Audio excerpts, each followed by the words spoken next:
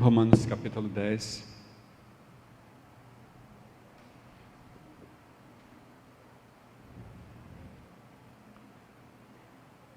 Versos 1 a 4.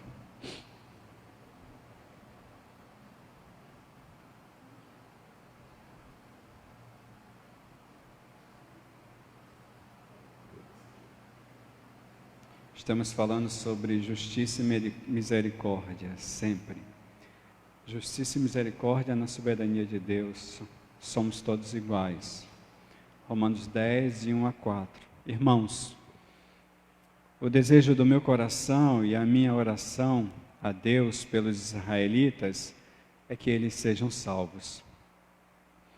Posso testemunhar que eles têm zelo por Deus, mas o seu zelo não se baseia no conhecimento. Porquanto, ignorando a justiça que vem de Deus e procurando estabelecer a sua própria, não se submeteram à justiça de Deus, porque o fim da lei é Cristo, para a justificação de todo o que nele crê, ou todo o que crê. Então, a gente está seguindo essa série, já estamos na 7ª mensagem. Tenho falado muito sobre justiça, sobre fé.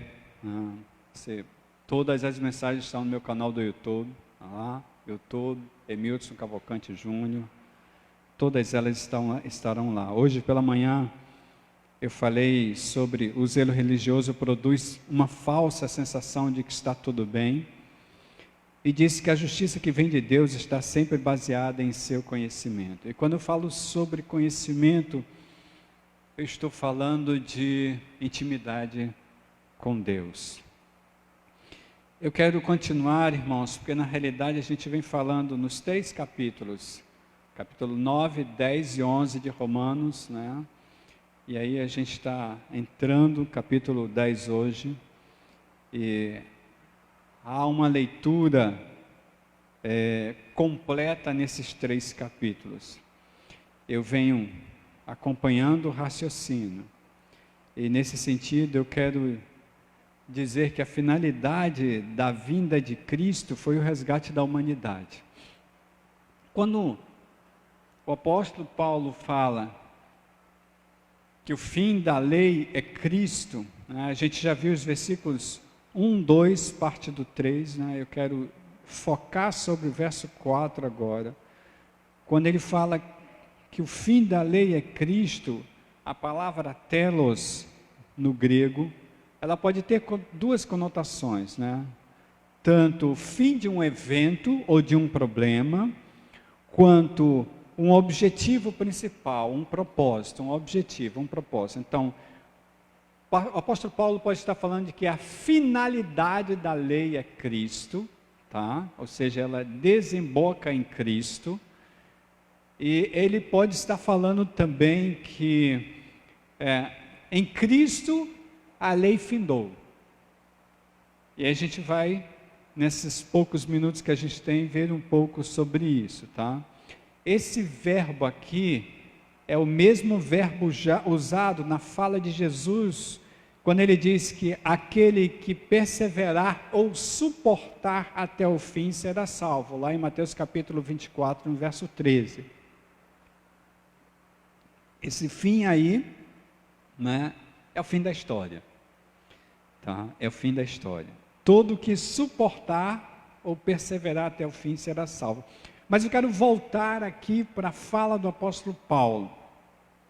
Quando ele diz, o fim da lei é Cristo, ele quer dizer que a finalidade da vinda de Cristo foi o resgate da humanidade, também está dizendo isso, né? Veja a fala de Jesus em Lucas capítulo 19, no verso 10,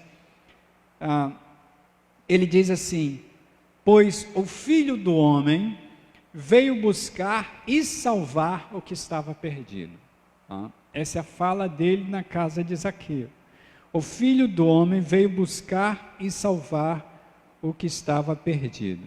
O apóstolo Paulo, a gente volta um pouquinho, porque a gente está aí morando em Romanos nesse ano, né?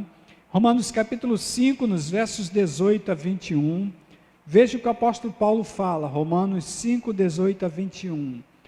Consequentemente, assim como uma só transgressão resultou na condenação de todos os homens, ele está falando de Adão, assim também um só ato de justiça resultou na justificação que traz vida a todos os homens. Aí ele está falando da morte de Jesus. Todos os homens. Logo, assim como por meio da desobediência de um só homem, muitos foram feitos pecadores, assim também por meio da obediência de um único homem, muitos serão feitos justos. Verso 20. A lei, veja o objetivo da lei. A lei foi introduzida para que a transgressão fosse ressaltada, mas onde aumentou o pecado, transbordou a graça. A gente não vai detalhar esse texto, a gente já fez isso lá atrás. O fato é que o apóstolo Paulo diz que pelo ato de justiça trazido através de Jesus Cristo, ou seja, o derramamento de sangue na cruz, né, a transgressão iniciada lá em Adão foi apagada. Tá? Então, esse é o objetivo de Cristo. E a gente vai para Romanos, volta um pouquinho, Romanos 3, nos versos 23 a 25, quando o apóstolo Paulo diz que todos pecaram e estão destituídos da glória de Deus, tá? Então veja, quando ele fala todos, é todos, ele fala que em Adão todo mundo pecou, tá?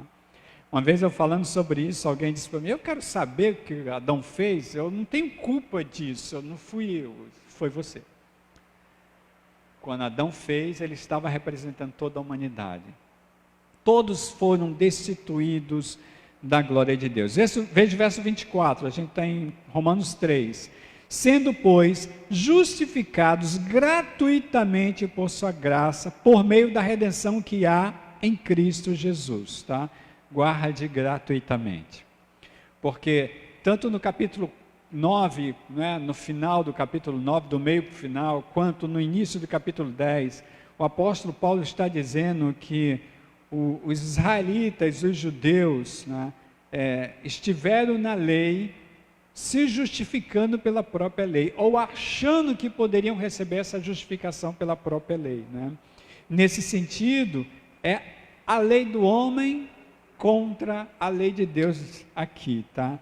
Qual é a lei de Deus? É a graça, né? Se justifica pela fé nesse plano maravilhoso do Senhor, né? Eu vou repetir o verso 24, Romanos 3, 24. Sendo justificados gratuitamente por sua graça, por meio da redenção que há em Cristo Jesus, Deus o ofereceu como sacrifício para propiciação, derramamento de sangue, mediante a fé pelo seu sangue, demonstrando a sua justiça, e em sua tolerância havia deixado impunes os pecados anteriormente cometidos, tá? Então vamos lá, Adão pecou, né? Na morte ou no pecado de Adão, Deus mata um animal para cobrir a nudez de Adão, e aqui toda vez que eu falo nisso, eu tenho que justificar, porque há um pensamento de que, e mesmo que não seja verbalizado, é praticado, de que o pecado da humanidade foi o sexo. Isso é mentira. Adão e Eva tinham relação sexual antes, né? A Bíblia diz que Adão conheceu Eva, tá? Antes do pecado. A diferença é que depois do pecado, Adão se viu nu e sentiu vergonha de estar nu. Essa é a diferença, tá? Então, nesse sentido, a vergonha do sexo vem como resultado disso tudo. Nós, casados, não deveríamos ter essa vergonha. Mas eu conheço um bocado de gente que tem. Mas vamos lá. Nesse plano, tá? Quando Adão pecou, que Deus mata um animal, derrama sangue a primeira vez, para cobrir o pecado do homem, né? Deus faz roupas para o homem e para a mulher, tá? Na história da humanidade, O caminhar dessa história vem pelo derramamento de sangue para purificar pecado. Quando a lei veio, a lei instituiu isso também, tá? Aí, o que acontece? Emildson pecou, tem que matar um animal para derramar sangue, um cordeiro de Deus para purificar. Eu não tenho tempo para detalhar o fato que eu estou falando isso, é por causa do discurso do Paulo, no Romanos capítulo 3, e aqui em João capítulo 1, 29, quando João Batista vê Jesus Cristo, tá? Ele diz, vejam, é o Cordeiro de Deus que tira o pecado do mundo. Tá? E João 3,16, a Bíblia é clara quando diz que Deus deu seu Filho unigênito por causa do amor que ele tinha pelo mundo. Se a gente lê dessa forma fica estranho, né? Mas é assim que o texto bíblico diz. Deus amou o mundo de tal maneira, Deus tinha tanto amor pelo mundo, que entregou seu Filho para morrer por ele. Ele está falando da humanidade. Então, a finalidade da vinda de Cristo foi o resgate da humanidade. Aonde é que está a lei nisso, Emildson? Vamos ver um pouquinho sobre isso, porque veja, a humanidade resgatada em Cristo já não vive mais sob o poder da lei. E esse é um troço estranho para nós crentes. Porque o que eu conheço de gente que vive por regras é tremendo, irmãos. Quer ver?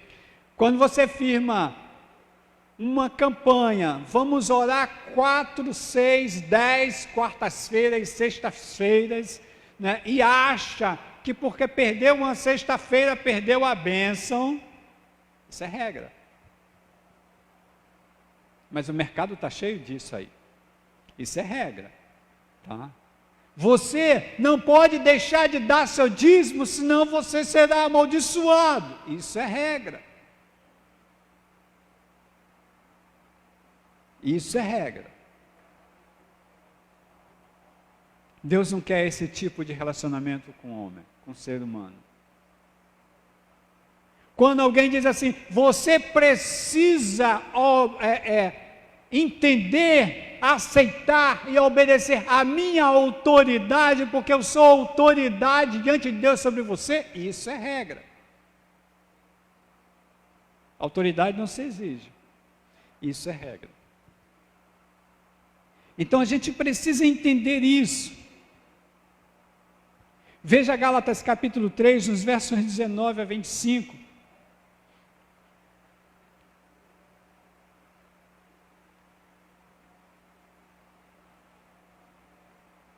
Gálatas 3, 19 a 25. Ele aqui traz novamente, quero dizer, o apóstolo Paulo, e ele questiona aqui, qual então o propósito da lei? A lei foi acrescentada por causa das transgressões, novamente ele fala, viu? Até que viesse o descendente, e a quem se referia a promessa, e foi promulgada por meio de anjos, pela mão de um mediador. Tá? Verso 20. Contudo, o mediador representa mais de um, Deus, porém, é um. Então a lei opõe-se às promessas de Deus? De maneira nenhuma. Pois se tivesse sido dada uma lei que pudesse conceder vida, certamente a justiça viria da lei. Mas a Escritura encerrou tudo debaixo do pecado, a fim de que a promessa, que é pela fé em Jesus Cristo, fosse dada aos que creem. Antes que viesse essa fé, estávamos sob a custódia da lei, nela encerrados até que a fé que haveria de vir fosse revelada. Preste atenção no 24. Assim, a lei foi o nosso tutor até Cristo, para que fôssemos justificados pela fé. Agora, porém, tendo chegado à fé, já não estamos mais sob o controle do tutor, da lei. Irmãos, vocês não estão sob meu controle. Tem 16 anos que eu digo isso aqui. Vocês não estão sob o meu controle. Vocês estão sob o controle do Espírito Santo, se é que vocês têm o Espírito, se é que eu tenho o Espírito. Romanos capítulo 8, nós vimos sobre isso. O tutor passa a ser o Espírito Santo. E esse relacionamento não é relacionamento de regra. Eu vou jejuar, Senhor, para que o Senhor me deixe passar no concurso. Isso é regra. É por isso que às vezes a gente faz as coisas, não acontece o que a gente pediu, e a gente fica meio que, o que foi que aconteceu, Senhor? E o Senhor está dizendo, eu não lido com regras, sinto muito. Eu vou jejuar para que o Senhor me conceda isso. Isso foi lá no Antigo Testamento, viu? E nem era assim. A gente viu hoje Zacarias, hoje pela manhã a gente tem visto Isaías 58, o povo achava que era assim, mas Deus nunca quis que fosse assim. Lá em Isaías 58 não é bem fácil isso, a gente tem visto muito. Meu povo tem prazer em me procurar, tem prazer em falar de mim, de praticar as normas, mas esse povo me honra só com os lábios, né? Vocês jejuam para deleite próprios, vocês simplesmente jejuam e me questionam porque vocês não foram concedidos no que jejuaram, né? O jejum que eu quero não é esse, não é que vocês passem fome, eu não quero que vocês passem fome, isso é muito claro. Eu não entendo porque a gente continua fazendo, mas está claro. Porque é muito claro também na palavra de Deus que a gente deixou de ter tutoria das regras. Relacionamento com o Senhor é por amor, né? Se o Senhor conceder, tudo bem. Se não conceder, tudo bem também. Eu amo o Senhor que concede, eu amo o Senhor que não concede, né? É interessante, eu estava vendo um vídeo ainda agora, um pouco antes de vir para a igreja, né? E nesse sentido, a gente não caminha conforme o Senhor mostra na sua própria palavra, porque a gente ora para que Deus conceda, Deus concede se quiser, a gente fica chateado com Deus não concede, é feito um menino birrado, sabe, e não sabe o que está acontecendo. Deus deixa morrer quem tem que morrer, deixa viver quem tem que viver, cura quem quer curar, não cura quem não quer tirar, tira demônio quem quer tirar, não tira de quem não quer tirar, endurece o coração de quem quer, amolece o coração de quem quer, não cabe a nós. Então veja, como é que vive aquele que entende que não está mais sob a tutoria das regras, da lei. Mateus capítulo 5, nos versos 17 a 48, eu não vou conseguir ler todo, mas vou chamar a atenção para alguns textos. Mateus 5, 17 a 48, no que a gente chama de Sermão do Monte. Eu tive lá, isso não é um monte. Não é um monte. Parece mais uma chapada. Na realidade, você sobe e tem um lugar reto, onde ele parou possivelmente, e falou. Mas vamos lá.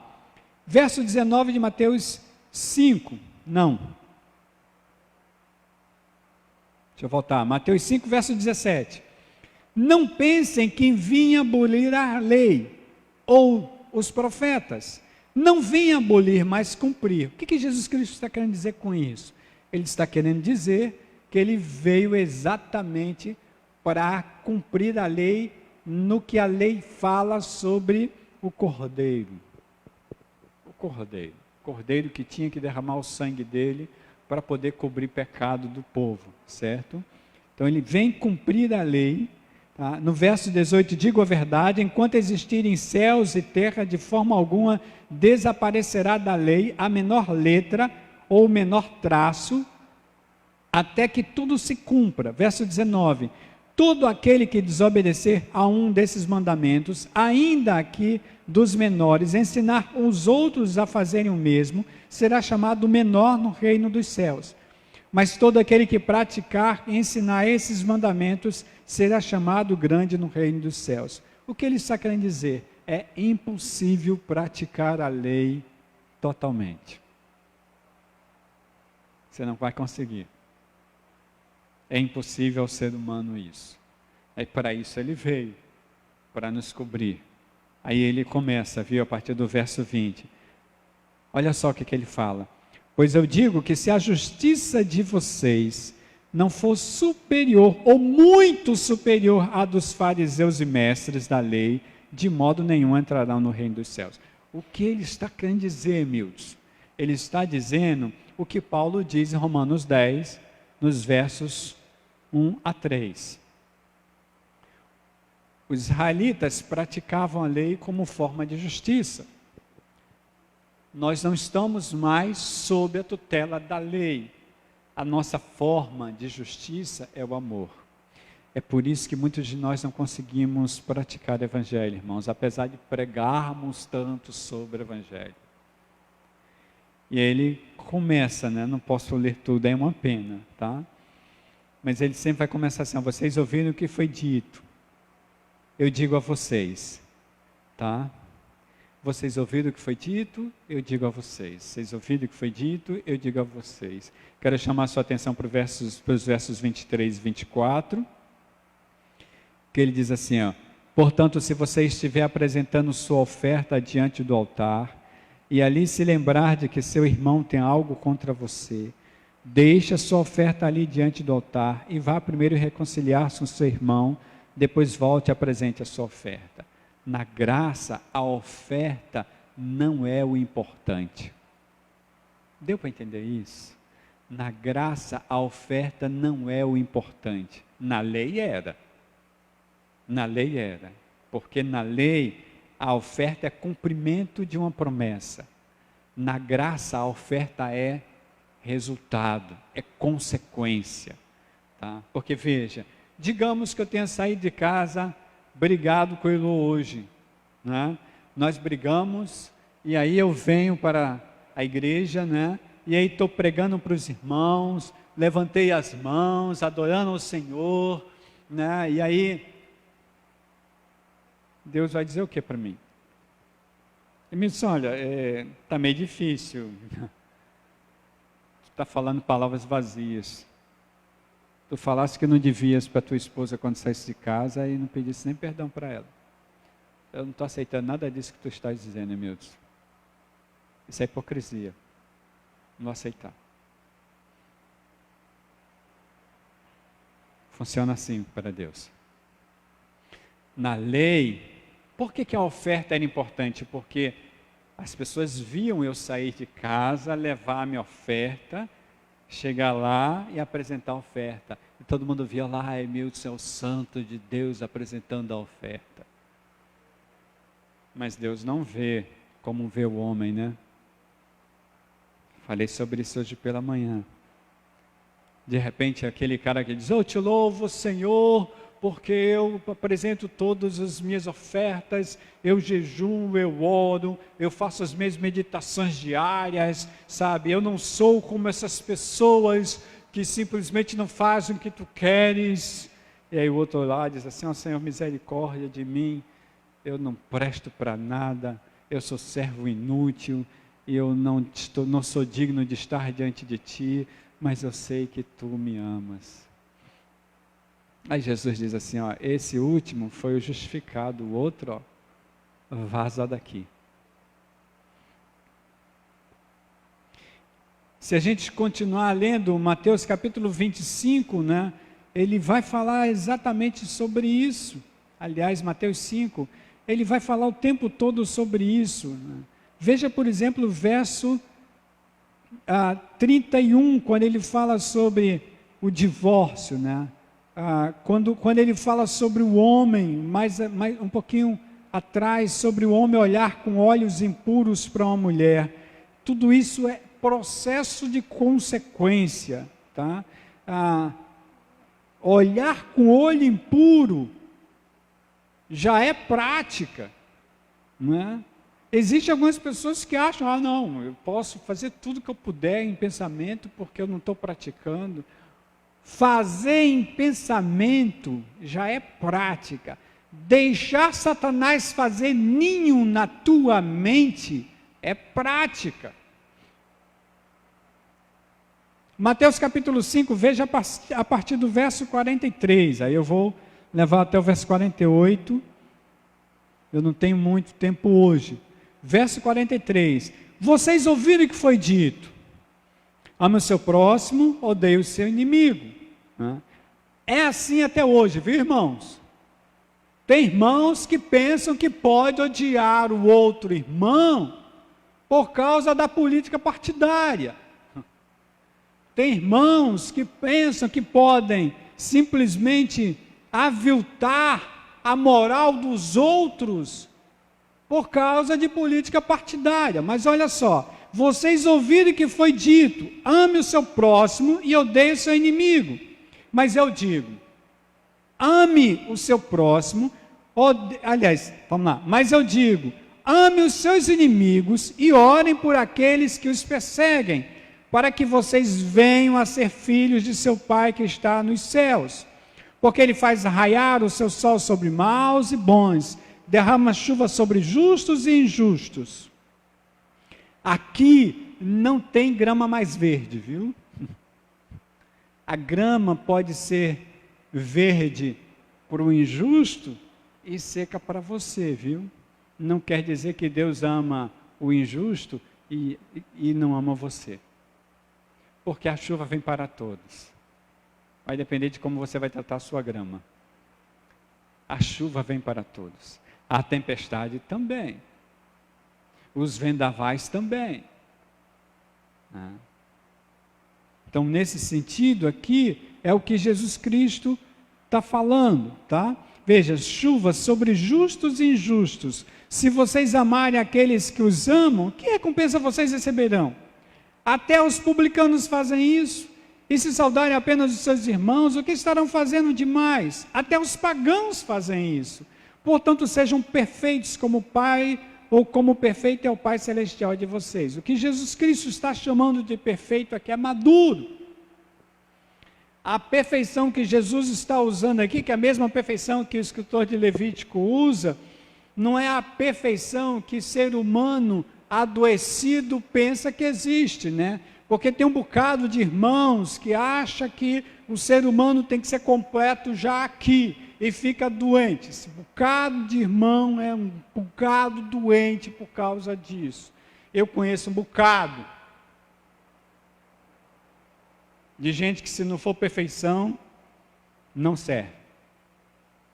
E aí tem que tomar remédio para controlar a pressão, para controlar um bocado de coisa, depressão, ansiedade, tomar remédio para dormir, não consegue lidar com as imperfeições da vida, não consegue lidar com as suas imperfeições.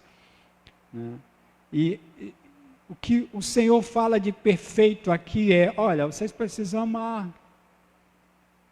O Evangelho é amor, é isso que Jesus está falando. É isso que Jesus está falando. Mateus capítulo 22, os versos 34 a 40, o texto que eu repito quase toda semana, Mateus 22, 34 a 40, quando põe Jesus à prova, Jesus fala sobre lei. Jesus fala sobre lei, certo?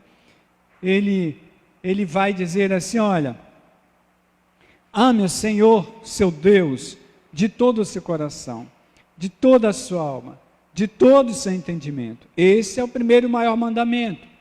E o segundo é semelhante a ele. Ame o seu próximo como a si mesmo. Aí ele diz assim, desses dois mandamentos dependem toda a lei e os profetas. O que ele está dizendo aqui é o que o apóstolo Paulo fala em Romanos capítulo 10. Tá? Nesse sentido, quem está sob a tutela de Cristo, não está sob a tutela da lei, das regras. Eu estou usando regras porque muitos de nós dizemos que não vivemos na lei, mas caminhamos as regras. Muitos de nós. Quer ver? Isso aqui é algo que muita gente acha, né, que é regra. Perdi a ceia, perdi a bênção. Mas a bênção é o que está aqui? Isso aqui tem poder para te salvar? Ah, não, pastor, mas isso representa. Sim, mas o milagre não é isso aqui. São elementos representativos. O milagre está em você. O problema é que a maioria de nós ainda não assumiu que é casa de Deus, né? E precisa estar num salão para entender como casa de Deus. Perder ceia é perder bênção, perder culto é perder bênção, né? E aí muitos de nós vivemos como muitos católicos também. E aí eu não estou falando mal dos católicos, dos nossos irmãos católicos. O que eu estou querendo dizer para vocês é o seguinte: existe uma regra dentro de um grupo que diz assim: um domingo sem missa é uma semana sem Deus. Um domingo sem culto é uma semana sem Deus. Tem irmãos que pensam assim. Romanos capítulo 12, verso 1 diz que o culto é diário. Aqui, nós nos reunimos com os irmãos e irmãs para juntos adorarmos a Deus, coisa que continuaremos fazendo quando sair daqui, ou prática, né, que continuaremos fazendo quando sairmos daqui. Amanhã, nosso trabalho, na terça-feira, na quarta-feira, na quinta-feira, na sexta-feira, no sábado, e domingo que estivermos aqui novamente, da mesma forma, para juntos fazermos assim, nos olhar. É bom olhar vocês, né? Hoje eu tive surpresas aqui, muito legal. É muito bom, mas perceba, irmãos, aqui é suco de uva. Aqui existe um biscoitinho. O suco é suco, vai continuar suco. Não vai se transformar numa bênção mediante oração e nem vai se transformar em sangue de Cristo. O matzá é matzá. Não vai se transformar em corpo de Cristo e nem vai ter uma bênção sob a minha oração. Aqui é um memorial. Nós nos reunimos para testemunhar, testificar que somos em Cristo uma família. Estamos unidos pelo corpo e pelo sangue de Cristo. Isso é um memorial. Que Jesus Cristo disse assim: vocês vão praticar assim até eu vir buscar vocês. Mas se você não tiver o Espírito, isso aqui é um mero ato religioso. Se você não entender como Paulo denuncia que os judeus praticavam lei sem entendimento, ou seja, com ignorância, né, sem conhecimento de Deus, não adianta nada isso aqui. Não adianta nada se batizar se não tiver consciência de quem é Cristo em sua vida. Não adianta. Tomou um banho. Batismo nenhum tem validade se você não tem consciência em Cristo, se você não tem Espírito Santo do Senhor. E eu preciso encerrar. Então, a gente precisa entender o que o apóstolo Paulo está dizendo lá no meados do capítulo 9, início do capítulo 10, ele vai continuar ampliando o assunto, ele vai ampliar isso nesse esboço da metade do 10 até o 11, tá? A gente precisa entender, e eu quero concluir trazendo uma leitura, depois um texto bíblico para a gente encerrar. Eu quero trazer uma fala de William Barclay, no comentário dele sobre Romanos 10, 4. Ele diz assim: Paulo responde, Cristo é o fim da lei. O que queria dizer Paulo quando disse isso? Paulo diz que Jesus Cristo é o fim do legalismo.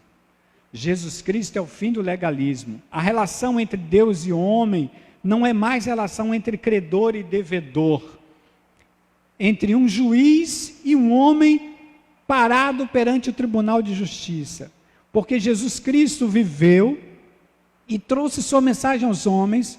O homem não deve confrontar mais a tarefa de satisfazer a justiça de Deus, só deve aceitar por amor de Deus. Já não deve ganhar o favor de Deus, deve tomar a graça, o amor, a misericórdia que Deus lhe oferece livremente. Bom, vamos trocar isso em miúdos. Paulo diz que o fim da lei, que ele está querendo dizer que acabou o legalismo. O homem não deve mais nada a Deus, porque Jesus Cristo pagou na cruz com o derramamento do seu sangue. O homem não está mais diante de um tribunal de justiça, porque ele já foi liberto em Jesus Cristo. O sangue de Jesus Cristo, ao pedirmos perdão, ele nos liberta e nos purifica de todos os pecados. Nesse sentido, eu não tenho que tentar ganhar favor de Deus. Isso é legalismo, irmãos. Ó Senhor, eu vou dar essa oferta, porque o Senhor tem me bem abençoado, e eu sei que virão mais bênçãos por aí. Peraí, para que tu está dando oferta? Então, essa é a questão, isso é legalismo. Tá? A graça é você bater no seu bolso, ter 1 centavo, você dizer, vai fazer falta a mim, mas o amor que eu tenho por essa pessoa que está necessitando mais que eu, vai ser posto em prática aqui. Pá, dá. Isso é graça. Mas dá pensando que, sabe, e ainda tem gente que põe em prática provérbios, né? Quem dá aos pobres empresta a Deus. Não é isso que o escritor está dizendo, mas tem gente que julga isso, né? Ah, eu vou dar porque quem dá aos pobres empresta a Deus. Está certo.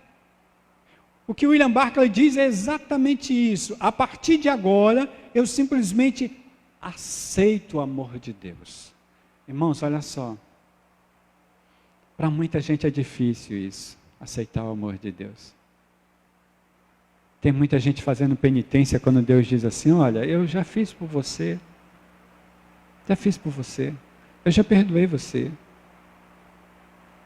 Ontem a gente estava conversando isso entre os jovens.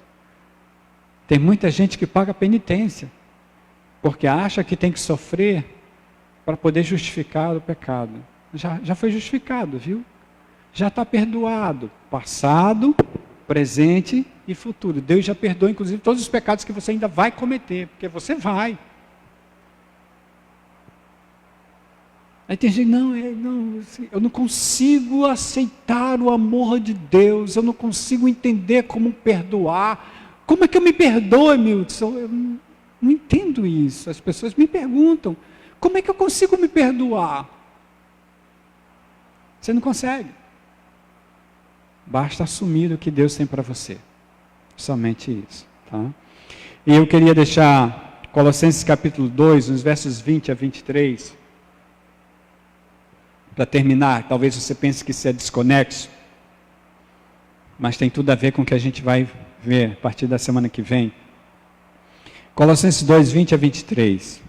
Já que vocês morreram com Cristo para os princípios elementares desse mundo, porque como se ainda pertencessem a Ele, vocês se submetem a regras. Não manuseie, não prove, não toque. Todas essas coisas estão destinadas a perecer pelo uso, pois se baseiam em mandamentos e ensinos humanos.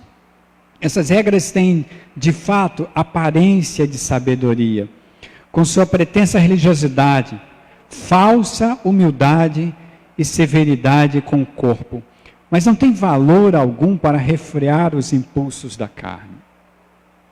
Irmãos, regra nenhuma que você possa colocar para você vai refrear impulso de carne. Eu passaria falando horas aqui sobre testemunhos de pessoas que acham que regras freiam impulso de carne. Regras não freiam, elas aparentam. Por isso que eu falei sobre uma suposta, uma falsa, uma pretensa, né, santidade na fala da manhã.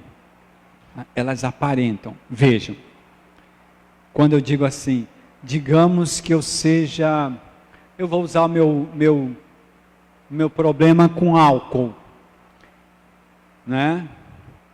Eu não tenho problema nenhum de confessar, que eu sou um alcoolista em recuperação. Não coloco álcool na boca já, acho que mais de 30 anos, né, amor? Só 30 anos a gente tem casado, então, mas eu ainda digo isso. Mas digamos assim, digamos que eu tenho uma vontade muito grande de beber. E aí eu começo a colocar regras para não ingerir álcool de espécie alguma. Irmãos, esse é o problema. Por exemplo, eu conversava com os dependentes químicos de álcool, né, que eles começavam a colocar regras na mente, né? Eu não passo perto de álcool, eu não faço isso, eu não faço aquilo. Aí eu dizia, tá tudo bem, tá tranquilo, você vai para o supermercado como? Eu vou, compro o que tem que comprar, assim, gôndola cheia de bebida lá, tem à vontade. Eu desvio, não, tudo bem, tá tranquilo, você desvia, mas você vai ficar desviando o tempo todo? Você vai ficar lutando contra o álcool? A Bíblia é clara quando diz, sujeitai-vos a Deus, resistir ao diabo. E só quem pode resistir ao diabo é quem se sujeita a Deus. Não tem como resistir ao diabo sem sujeição a Deus. Não tem. Eu lembro de uma pessoa que ela jejuava, e isso é, eu vou parar, isso como é que é? Penitência, veja. Ela jejuava e botava um prato de comida na frente dela para mostrar a Satanás que ele não era poderoso para fazer aquela pessoa comer aquela comida. Aí uma vez eu perguntei para ela, qual é o intuito?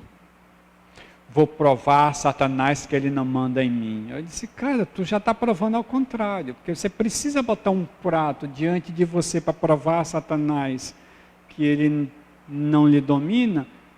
Para que isso? Isso é sofrimento. Né? Na realidade, o que você está fazendo é uma forma de sofrer, de pagar uma penitência, porque você está com fome, a vontade de comer vem, aí você diz, eu vou provar a Satanás, você está tentando provar para você mesmo, não tem nada a ver com Satanás isso não, cara. E esse é um problema que tem com Deus. Você acha que Deus vai aceitar o seu jejum, você olhando para a comida com vontade de comer, querendo provar Satanás, você está jejuando para Deus ou para Satanás? E eu conheço um bocado de gente que faz isso na vida, no geral. Vamos orar? Obrigado, Senhor. Que a semana que se inicia seja uma semana de reflexão. Que o Teu Espírito esteja nos movendo. Que nós estejamos sempre refletindo naquilo que Tu queres para nós, que a Tua palavra fala. A minha oração é que seja uma semana inquieta, para que nós possamos entender o que Tu queres de nós. A minha semana, aliás, a minha oração é para que seja uma semana onde nós procuremos entender que sentido faz ter igreja na terra. Que sentido faz a igreja em João Pessoa? Que sentido faz Betânia existir? Por que nós estamos aqui? Ou melhor, para que estamos aqui? Para que sermos igreja? Que nós possamos pensar sobre isso, que o Teu amor, que a Tua graça, a comunhão do Teu Espírito estejam sempre conosco, Senhor, para a Tua honra e glória, renovando sempre as Tuas misericórdias sobre nós. Assim eu oro no nome de Jesus, amém. Vá em paz. Você que nos assiste pela internet, vá em paz, uma semana abençoada no Senhor, ministrando paz, amor e palavras poderosas dos seus lábios, palavras de bênção para outras pessoas. Deus abençoe.